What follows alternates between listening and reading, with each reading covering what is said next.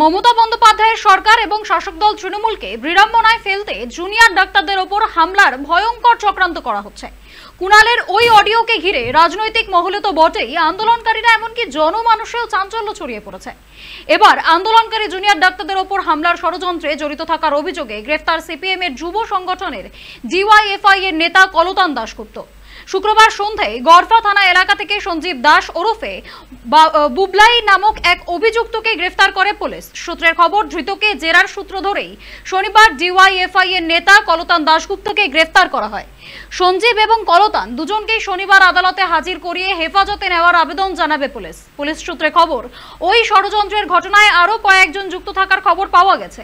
তাদের খোঁজেও তল্লাশি শুরু হয়েছে। কলতান ডিওয়াইএফআই এর মুখপাত্র সম্পাদক, তিনি সিপিএম এর কলকাতা জেলা কমিটিরও সদস্য। গ্রেফতার হওয়ার পর কলতান বলেন, এর পিছনে নিশ্চয়ই ষড়যন্ত্র আছে। নির্যাতিতার বিচারের আসল আন্দোলনের দিকে থেকে নজর ঘুরিয়ে দেওয়ার চেষ্টা হচ্ছে।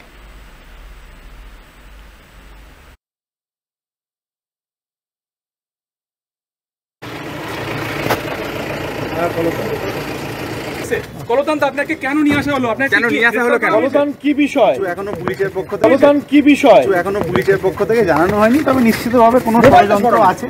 তাহলে আসল নির্যাতিতার বিচারের ঘটনাটাকে সরিয়ে দেওয়ার জন্য এটা করা হয়েছে বলে আমার ধারণা। কি হয়েছে? লালবাজার